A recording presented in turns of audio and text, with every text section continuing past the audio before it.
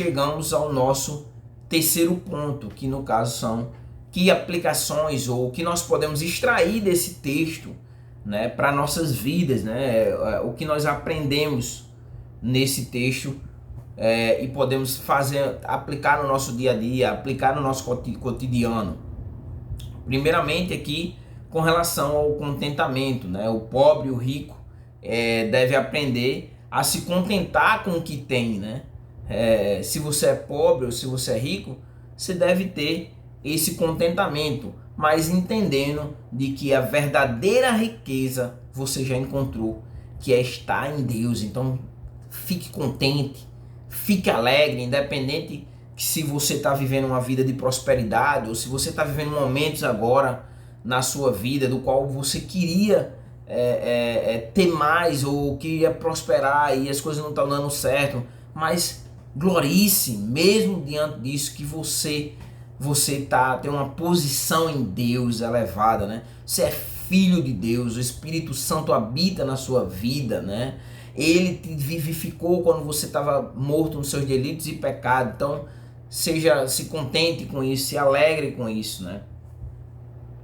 Uma segunda lição aqui que nós podemos aprender é com relação à própria humildade, né? Que nesse caso aqui, a riqueza, tanto a riqueza como também a pobreza pode levar o ser humano a uma arrogância. Você já deve ter se deparado com alguém que mesmo sendo pobre, né, não tem dinheiro nenhum, mas é uma pessoa extremamente arrogante, né? Como também tem o rico arrogante, mas tem o rico que muitas vezes ele é humilde, ele trata as pessoas, algumas vezes você diz até assim, caramba, esse cara é rico, mas olha como anda e tal. Então assim, essa arrogância tanto pode ser aplicada ao pobre, tem pobre arrogante, como também ao próprio rico. A maioria dos ricos podemos dizer que são arrogantes, né? Então nos ensina sobre humildade, né? Primeiramente nos ensina sobre o contentamento e segundo nos ensina sobre a humildade, né? Que é essencial para a vida cristã, já que no reino não existe pobre nem rico, né? Mas todos nos encontramos na mesma posição.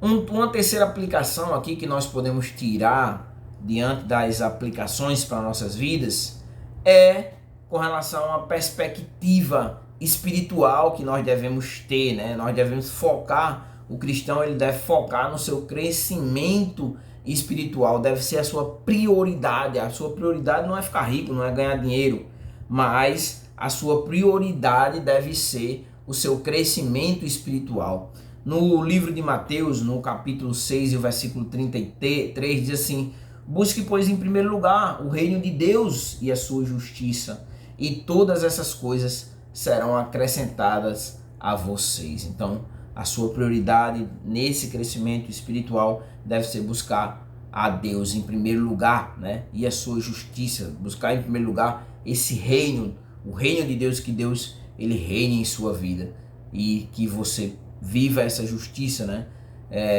Buscar em primeiro lugar o reino de Deus e a sua justiça, e todas as demais coisas serão acrescentadas. E aí nós chegamos à nossa quarta aplicação. Qual seria então o que nós podemos ainda extrair e aplicar em nossas vidas, né?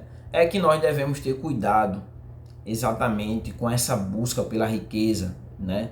Porque a riqueza, ela, mesmo se você for rico e estiver assistindo o vídeo, a sua riqueza, aquilo que Deus te deu, e que você é mordomo, apenas um administrador daquilo que pertence a Deus, que Ele te deu aqui na terra, a riqueza ela deve ter objetivos. E qual seria então os objetivos? Primeiro, ajudar os necessitados, e em segundo lugar, né, o crescimento do reino, né? Será que a sua riqueza ela tem abençoado os necessitados? Será que a sua riqueza ela tem contribuído para o crescimento do reino de Deus?